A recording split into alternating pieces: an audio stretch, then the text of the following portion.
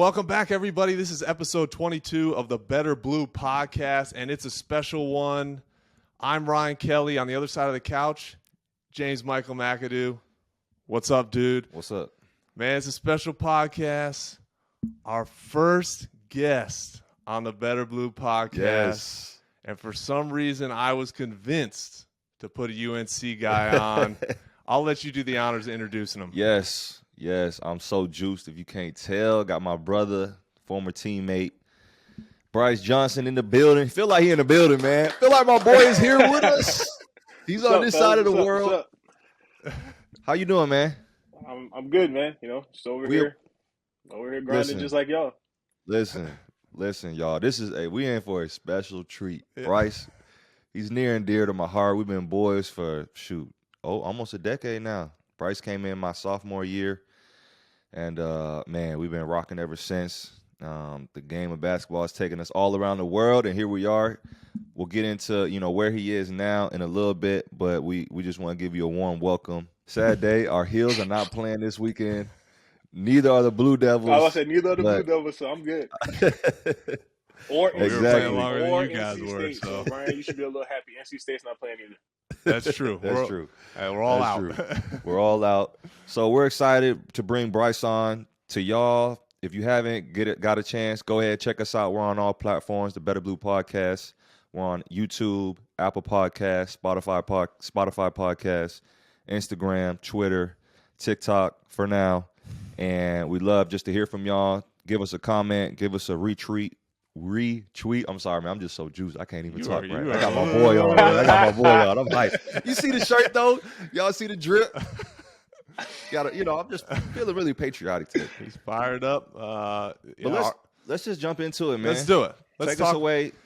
Cue us off, man. Yeah, Brice, like Mac was saying, Brice is here in Japan also at the same time as us, which makes him the perfect first interview because he's on our time zone. Perfect. But we're going to take it all the way back, and we're going to start, back to those South Carolina days for you, Brice. Okay. And Mac and I have talked quite a bit in past episodes about our recruitments. Yep. Very different.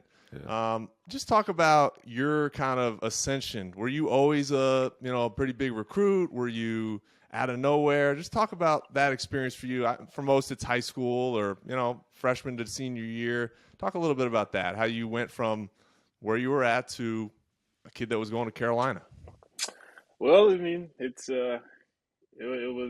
wasn't as great as you guys were. I mean, you guys were pretty big recruits throughout your entire high school career. So, I mean, I can't really say I was that. But once I started to actually play on the Nike circuit is when I started to blow up, which was, I want to say, sophomore, maybe junior year of high school. So, ended up playing on the Nike circuit. We made it to Peach Jam one year.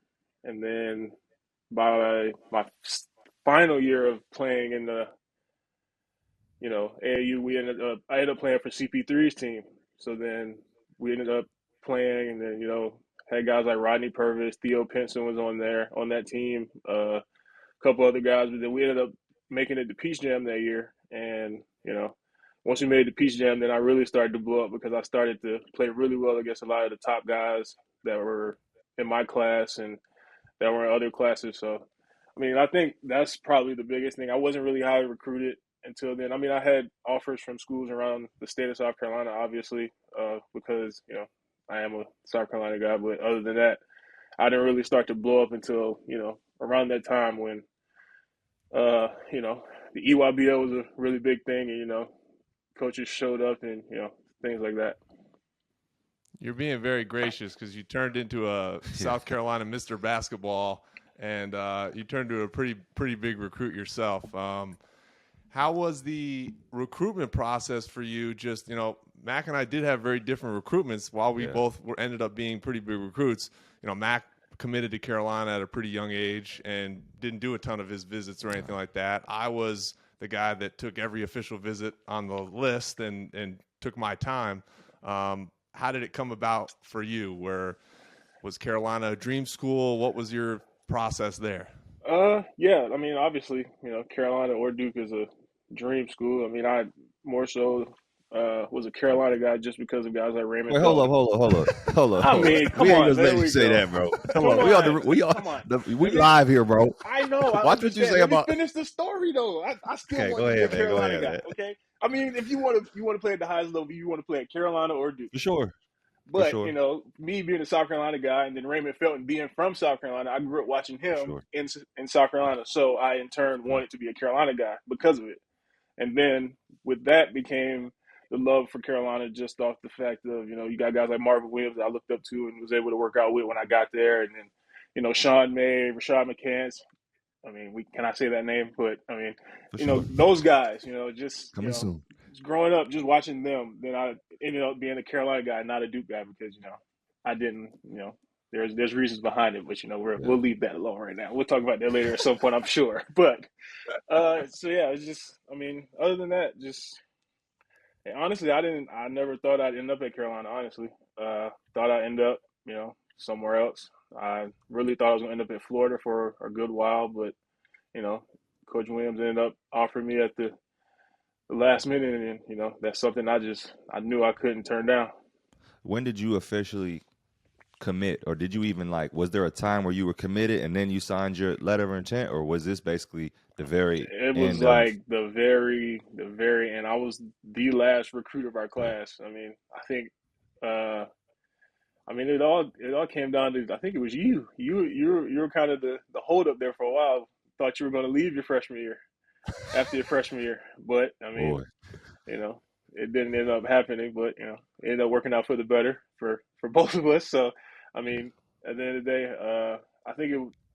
You know, when was it? When did he offer me? He offered me after Peach Jam. Peach Jam's in July, going into senior year of high school. So pretty much committed right after that and signed like weeks wow. later. So Yeah.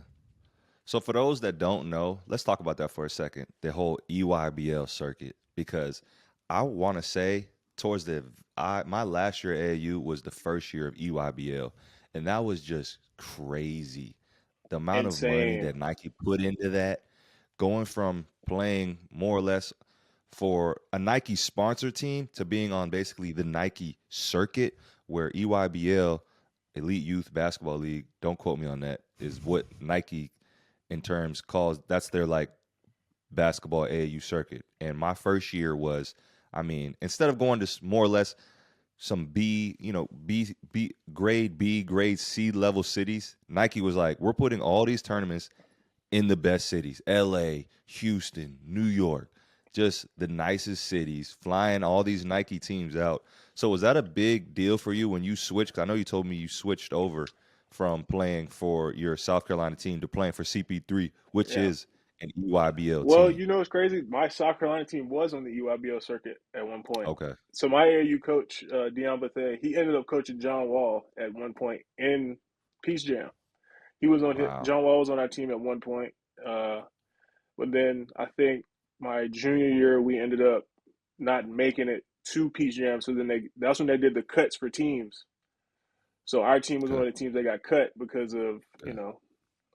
I think it was like a money thing, and they had other teams that wanted to come in, and we didn't make Peach Jam. So they ended up cutting us. That's how I ended up ended up on CP3's team because I wanted to continue to play, and they had called because they had that rule where you can play a state up and a state down Yeah. uh, for getting guys on your team. South Carolina, North Carolina, state up and down from each other. So that's how that ended up happening.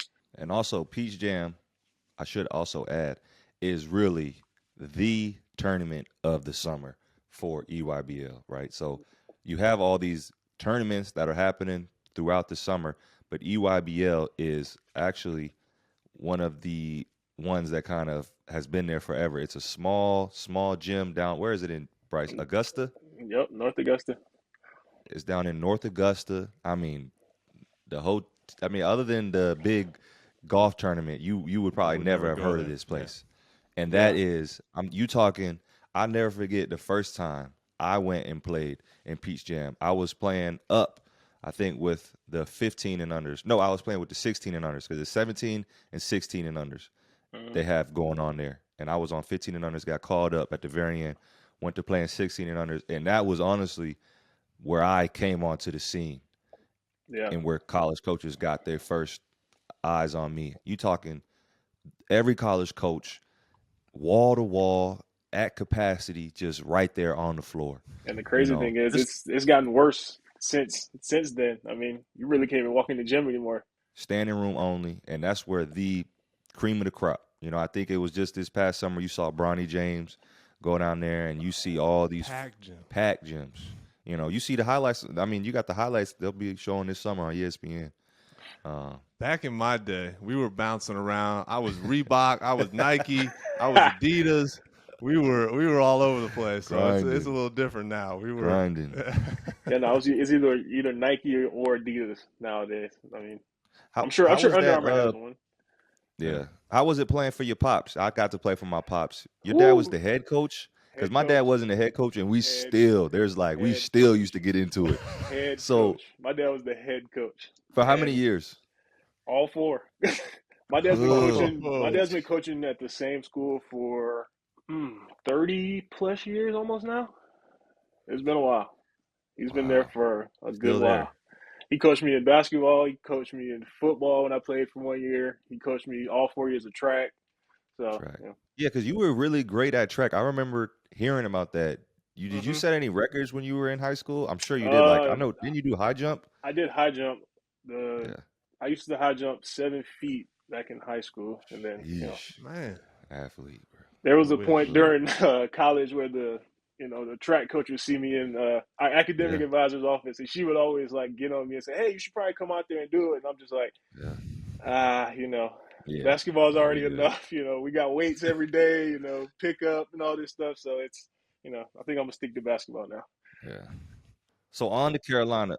Who did you come in with? Can you Marcus Page, JP Thompson, Joel James? Is that it? Correct? I'm not missing anybody. Yeah. So were any of those other guys, were they McDonald's? Were any of those guys McDonald's? Marcus was. So Marcus was the only one, and I was supposed to be a McDonald's All-American, but the guy they picked over me had a better high school team.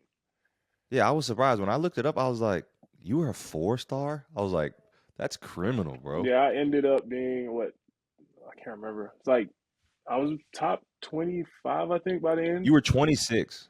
Something like that, yeah. And they said that the guy that was they picked ended up they said that it was because of the high school team difference and stuff, because my high school team wasn't very good, but it is what it is. I did do the Jordan Brand All-American game though. I did do that one. Oh, that's a fun one too. That is a fun one. Yeah, that's a fun one. As we get into Carolina, your experience at Carolina, I did want to ask one more question. It hit me about your recruiting. Just if you had any good recruiting stories. You know, we had a whole episode that was kind of dedicated to recruiting stories. Recruiting stories? Yeah, I'm pretty sure I put you on blast, didn't I? In that one recruiting story, I was like, we had to get together one morning because the recruits would always come for a weekend. Yeah, he didn't want to play, or he was like, "No, I'm good," or something like that. This was like a Saturday morning. We would always at Carolina, every home football game, we always play pickup before, and then we go as a team to a tailgate, and then we watch the Carolina football team play. But for some reason, it was an early game, and I think Brice was in town as a recruit. And from my memory, we had probably maybe had a fun time that Friday night. So here we are Saturday morning, getting the crust out of our eyes, like, man, we got to go in here and play pickup for this recruit, And we get there, and at least it's like, all right, we get to see what young fella's all about, We at least get to, interact with him. This man, bro, did you even play? Am I making that up? I'm pretty sure he was like, nah, I'm cool. I'm cool, man. Were you injured? Right, Please tell me you were injured or something. I remember you had one of your teammates. You had one of your friends with you, too. Yeah, I know. But, all right, this is my recruited trip to Carolina might be the weirdest one ever, just because, one, I'm a small town kid, so I didn't, like I said, I was a little shy and like scared to talk to people. For sure. And so, and obviously we he's like, oh, we did something Friday. We did nothing. I did nothing my entire recruiting visit, but just hang out at the hotel and whatever they had to schedule of me doing, I did it. Yeah. But then, I'd go I think I went to we ended up going to Harrison's apartment, playing video games before y'all went out, Yeah. and I went back to the hotel because I was like, I'm not going out. Like I don't know nothing about Yeah. that. But then I do remember showing up to play pickup, but I showed up in slides, and everybody's looking around at me like, "Are you not going to play?" And I'm just like, no. I was like, first of all, do y'all see y'all or do y'all see me? I'm like a buck 90 Right. at the You were time, skinny. maybe, maybe a You little lucky. lighter. Yeah. You got people walking around. You got Tyler Zeller, you got Yeah. John Henson in there, you got Yeah. Harrison Barnes, you got, Yeah. James Michael, you got Desmond, you got all these guys in there. And I'm just like, yeah, I don't know if I could do that. So I didn't play. And to this day, like I hear James Michael tells me this all the time. Like, dude, you were really weird. Like, he told me that my entire freshman year. Like, dude, I can't believe you're here. Like, none of us liked you. Like, you came We here and didn't didn't know do you. anything. Like, you just showed up and left. And I was like, What you also didn't realize is the coaching staff had told Mac and everybody else, like, just let Brice score. first of all, we want to make him listen, happy. no. That's one thing they Listen. never told us. Even when we were in school, like, no, they never told us to just let him score. They're like, oh yeah, just see him how he is. Play. You put him on the good team, but Yeah. like, don't just let him do whatever. So. Honestly, I'm proud of Brice for even going on his official because I didn't go on my official because I was that kid. I was shy. Yeah. I didn't want to be like the focal point, the center of attention. So kudos to you for even coming because I was like, nah, I'm cool. I'm gonna go there, but I don't want to like visit. That's awesome. So we've been having switching gears a little bit. We've been having quite a bit of conversation, and we'll get a little talking about your career at UNC and everything. But just talking about your freshman year, and you mentioned that you were pretty skinny, and I was similar in that way. But we've talked quite a bit, and we're seeing come to fruition now is this whole transfer portal, everything going on. And I think it's safe to say, while you played a lot in terms of games your freshman year, you didn't come in, you weren't like a barn buster averaging 30 minutes a game your freshman year. How was just that experience for you? And because I know from my own experience, I had a tough time with not playing, but also never had any interest in going anywhere else, and transferring or anything like that. But talk a little bit about that experience going from, Mr. South Carolina to, my role significantly changes here in my freshman year at UNC. It was definitely tough because at that time the only way I could play was playing the 5. James Michael was the 4, and he was solidified that spot. That was his spot. Like, there was nothing you could do. Like, me and James Michael could dunk on each other every day in practice, which we did quite a few times. But when it came down to games, James Michael was the 4 man, and for me to play, I had to play 5. But my freshman year was when we had to go up against that team down there down there in Coral Gables with South Reggie Florida. with Reggie Johnson and Kenny Kaji, Shane Larkin, that entire team that we lost to 3 times that year. We had to go up against those guys, and then just playing against 5 men at 190 pounds wasn't it. Like I just couldn't. I couldn't do it. It was tough, but I tried to make the best of it. It's just, I think that was the one thing that was holding me back. I mean, playing alongside James Michael was great. I mean, me and him run up and down the floor, blocking shots, doing all these things. But then when it came down to it, I wasn't strong enough. So it kind of sucked. But at the same time, I knew what I needed to do. Is just, there was nothing I could do at the time, but just do my best. And just kind of accepting that, because I had the same. You played more than I did your freshman year, but my freshman year I barely played at all, and I just physically was not able to take the pounding of an ACC, or even much of a preseason. I just couldn't do it. I was like you. I walked in soaking wet, 195 or whatever, and didn't jump quite as high as you. So had some issues there. The bounce didn't come till later on in my career. That I didn't start off that way.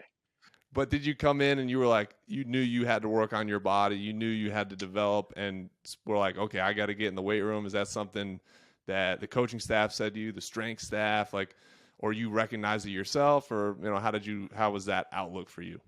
It was something I knew I needed to work on. I never really lifted weights in high school because I played sports year round. I just kept doing things all the time, and weights was kind of on the back burner of it. So, I mean, I knew going in I needed to start working out for real and, working out on my body and things like that. And plus, Jonas Suration would be on me every single day about eating. I mean, he would get mad if I walked in the way. She's like, "Hey, what'd you eat for breakfast?" If I didn't say 6 eggs and like toast, like he would just absolutely like, "You don't want it. You don't want to play here. You don't care about this, man. You don't care about gaining weight." Like I would drink like protein shakes before weights, protein shakes after weights, protein shakes like before practice, after practice.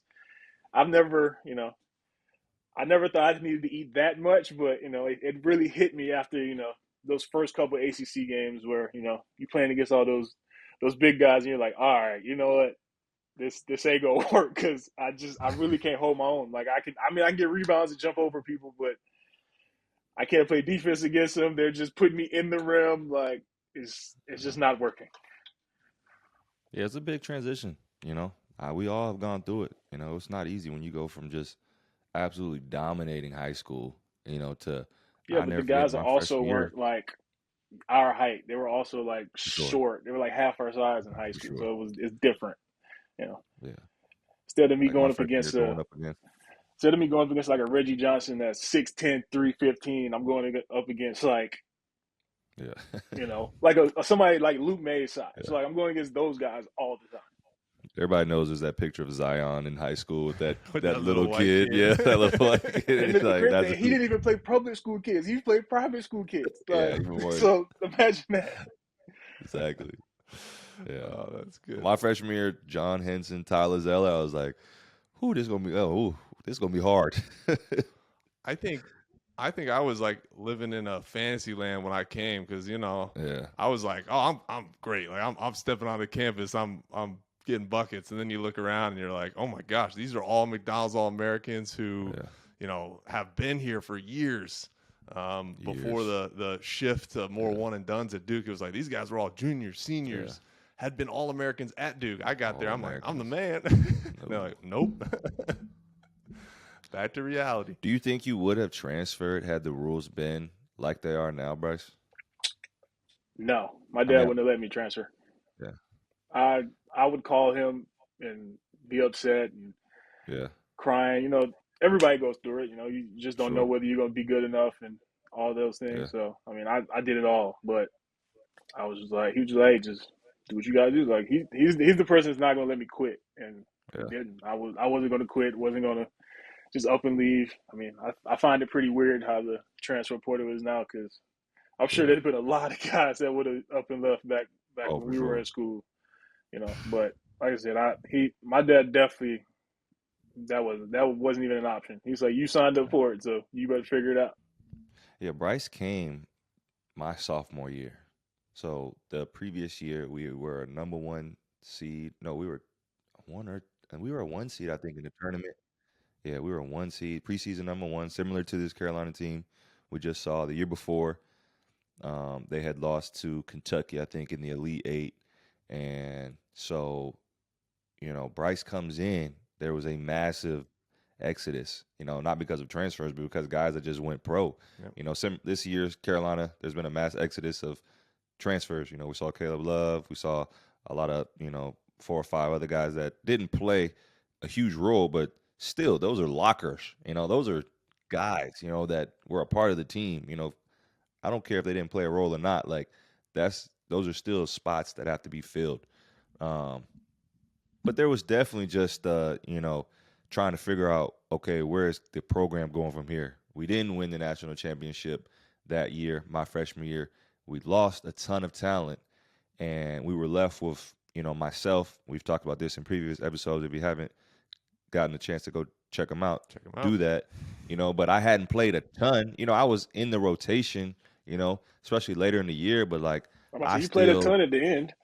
For sure, but I still was trying to figure out, my game. And then here it was my sophomore year, Brice's freshman year, and I'm more or less the man, myself, along with, Brice coming in, Joel James, JP Tokoto, Marcus Page, coming in to replace Kendall Marshall, who had just won, I think it's the Bob Cousy Award. We've talked about him before also, best point guard in the nation. And, we were young. We were, pretty inexperienced. Myself, PJ. Thankfully, we had Reggie Bullock. We had upperclassmen in Leslie McDonald and Dexter Strickland. But we've talked about this numerous times, me and Brice. We were pretty bad. I mean, in terms of like the level of just you expect Carolina to be at, we weren't as bad as this year's team that we just watched, but we weren't nearly what, we wanted to be, but we also weren't the best team on paper. Of course, we had guys that went on, like myself, to play in the NBA, Brice to play in the NBA, PJ to play in the NBA. I'm probably missing JP, played in the NBA. Marcus had some time in the league. But we were just all at a different point in our career. And the crazy thing is, that wasn't even the worst team. The worst team was the next year. Yeah. Well, which is started crazy. Yeah. When we started off with you and Isaiah playing the 3. Yeah. The saving grace for my junior year, Brice's sophomore year, was we upset 3 of the number 1 teams. That was the only thing that kind of saved that season. We won at Michigan State when they were the number 1 team in the country. We won against Louisville earlier in the year when they were the number 1 team in the country, and I'm forgetting the other one. Who else did we beat? I forget, man. But we also had some nasty losses. That was the year, I want to say, we lost like our first 3 or 4 ACC games. Thankfully, we ended up rattling off like 13, 14 in a row. Yeah, but then we still lost the first round that we played in the ACC tournament. Yeah. But looking back at it, your junior year, after I left, I got to be honest, hearing you say this, I held you back. I apologize. No. I don't think you made the best decision. I appreciate you, R-Dub, for sticking with me. Brice went on his sophomore year. I remember, this is my guy. I'm watching these games. You ended up going that year. Actually, let's talk about your sophomore year. You went on to average 10-6. We lost in the second round of the tournament to Iowa State, buzzer beater. But it's crazy. James Michael chucks the deuces. I'm out. What was that like? Like, were you juiced? I mean, I know you were. I mean, of course, you knew. Like, all right. Like, did you feel like, all right, now is my time? Honestly, no. I was a little sad about it because me and you were boys. Like we hung out every day. Like I would always be in your room with you, Desmond, and Luke. Like I would always be with you guys, like hanging out. So that was it was a little bit of a sour moment, but at the same time, I knew at some point you'd be leaving. I thought it'd be after your freshman year, and I'd come in and be the man. But that didn't happen. So, but other than that, and honestly, that year before, like when you left, we could have actually went a little further if I didn't get hurt against Iowa State, because me and you were actually on a tear in the post that entire the second half of the year. And then you were starting the second half of the year at basically this, which I don't know if we should talk about it now, but you talked about not really enjoying playing the center position, but your sophomore, your junior and senior year, I mean, you dang near dominated, bro. Like, well, it was different then because especially senior year, because I had to.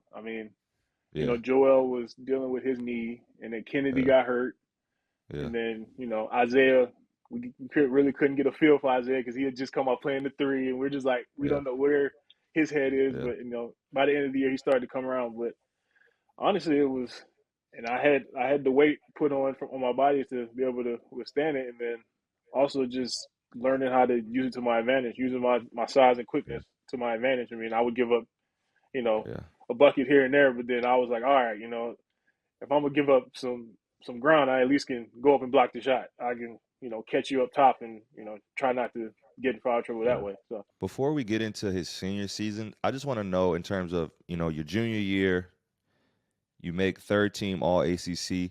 Were you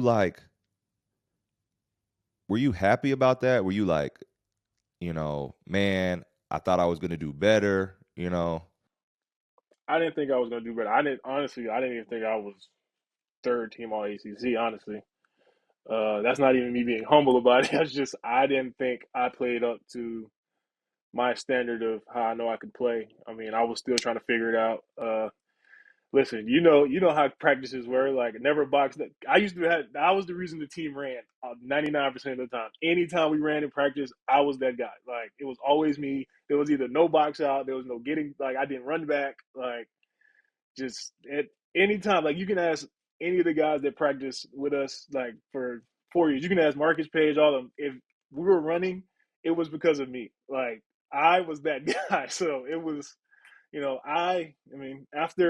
after junior year is, it kind of clicked. But, you know, during junior year, I was like, okay, just, kind of do what I got to do. And then, we'll win some games here and there. I mean, I'm not the man. Marcus is going crazy still, and, I'll just kind of lay in the background and do what I have to do and help us win. So That's funny. That's like to hear that perspective only because when you just from a statistical and I think an eye test, when you look back on your career at North Carolina, you are like what everybody would want out of their 4-year player. Yeah. Like literally to go from you were always super efficient and a great rebounder to go from, 11 minutes a game to 20 minutes a game to 25 to 28 by your senior year. Literally all your metrics just went up. And that's something now that everybody talks about. We're watching this NCAA tournament where, it's all these old guys who take their team the distance. And that's not even really a question. It's just a testament to you. Yeah. And I guess I was curious as to what your approach was throughout the off seasons. And would you, we talked a little bit about how, a player in front of you might have, like Mac, might have affected your role a little bit. Yeah. But were you just kind of I want to incrementally get better? Were you I know what I am, I already have it, I just need to give the opportunity? Or how did you kind of approach that? James might can tell you this. I wasn't the guy that worked out. Like it was just like all natural. First 2 or 3 years, like it was just all show up to pick up, work on your game plan, and pick up. But they'd go to the gym at night. I'm at home. Like I didn't go. I'd go out and have fun, do all those things, but like going to the gym just wasn't my thing. And then, junior year, that still wasn't a thing. And then, going into senior year was when I really like woke up.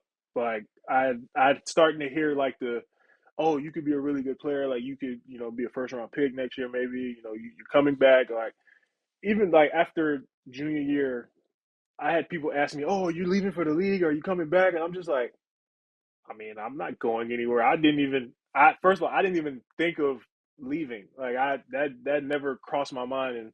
And, I remember Coach Wynn was pulling me into his office asking me, and I was just like, I never really even thought about it. I had like you said, I had a okay year. I think it was all off of, potential then, but I never really even considered leaving. Like I knew, I wanted to come back and, really do what I needed to do. And I'm starting to understand what it's like to play in college finally. And, I think I can go in there and really be crazy and go crazy with it. So and then, like I said, just going into senior year, it was just enforce your will. Obviously there were injuries that kind of helped it and, pushed it to go to the level that it went to. But, it was the same thing. Just go in there and just do what you gotta do. We're trying to make the Final Four. That was the reason we come there. You want to make Final Four, win national championship. So that was my whole thing. I just wanted to go there and try to just make it to that point, try to win one. And the fact that we did win the ACC tournament one time, we went 3 times and lost 2 of the 3. So I needed one of those too. So hard not to segue when you talk about trying to get to a national championship to that national championship game, an unforgettable game that I'm sure you have to watch every year on the highlights. I kind of turn my head. I don't really watch it. I still turn my head. Yeah. I don't want to put you in a tough spot here, but talk about the emotions of that game, both during it, playing in it, and then also after. Hold on, let me go first, though. Okay, all right. I know that was a little bit negative of the Duke guy. It was a little bit negative. Yeah, I'm the big bro here, man. Okay. And we talked about this in the previous episode where I talked about the best players I played with at Carolina, and Brice was on my list. Brice went crazy I mean, his senior year. I mean, just Nuts. ridiculous. Yep. You know, you ended up being, at the end of the year, consensus first-team All-American, the first one to do that since T. Hands, bro. So I just want to give you your flowers, bro, because I should have started with that. I All didn't ACC, see that. Yeah, just all ACC tournament, had an outstanding year, averaged 17, 10 and a half, broke over all types of block and a half. rebound record. You just went so, and I gotta be honest, I didn't see it coming. I don't think a lot of people saw it coming, Brice. I didn't either. Surprised a lot of people. I didn't see it coming either. Like I said, I thought I would just play. Obviously, Marcus was the guy on our team. Like he was if you looked at Carolina basketball, it was Marcus Page. Yeah. Marcus Page was the face of Carolina basketball. He did every news thing that came out was around Marcus. Yeah. So I was just I just thought it'd be one of those guys that just in the background, like, hey, playing well, he's doing good, but Marcus is the guy. So it's just like I said, I didn't see that happening the way it did until, like I said, injuries happened. Like there started to become injuries, and I had to do more. And when I started doing more, it just turned into, oh, this is fun. Like I like doing this, so let's keep doing it. So that's see that right there. That just shows you how talented Brice is. Oh, that's fun. This man had I never forget. You had 39 down in Florida State, which is a hard place to play. We've talked about that.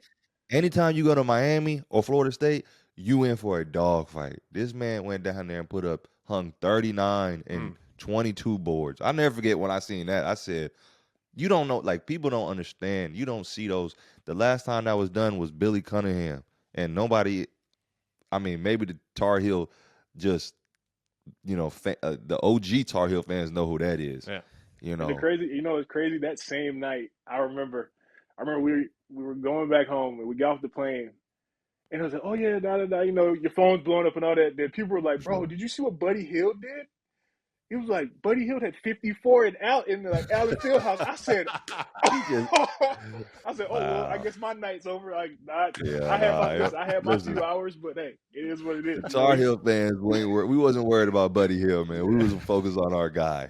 Yeah, you were getting all the love in the ACC. Y'all ended up winning, like you said, ACC regular season, which is, we've talked about that, extremely hard to do. Extremely. As well as the ACC tournament, which is a huge feat. I think the last team to do it was UVA back when they won the national championship. So, man, I just wanted to say kudos to you, bro. You just balled out, man. I loved watching it. Just when you graduate, and Ryan can talk about this, or when you leave the school, there's only 3-4 couple years where you can actually watch guys that you played with, and enjoy, having that, oh, man, that's my guy. I went to battle with him. We was in the trenches, and, man, I just loved watching every bit of that, as, from afar. Including, I'm already at that point where I don't even know any of the guys. After Luke May left, I was like. For sure. Yeah. Hey, Luke for the record, I didn't enjoy it at all. I did not enjoy it. So I'm sorry. My bad. Yeah. You now. got enough wins at Duke. I like you now. So now we'll get into your rivalry experience at UNC in a little bit here. Let's finish talking about the senior year. Yeah. So obviously y'all didn't win the national championship. I'll be honest. I was there. I got to go to that game. Me and Lauren were there, sitting in the stands. I just was watching the tournament the other day when Marcus Page hit the shot, and they zoom in from Marcus to MJ, and I'm like, if you look up in the top left hand of the corner, it's me and Lauren, going just as crazy. It was like something from a movie. I don't know what it was like being out there playing. Who did y'all play to get to the championship game? Syracuse, that's right. Who was in the ACC? Who y'all had pretty much handled? I remember. We beat them twice. 3 times, I think. Yeah. Did we play them in? We played that was our 3rd time play. We didn't play them in the ACC tournament. So all I remember is when Kris Jenkins did shoot that shot, it was like something from a movie. I promise you.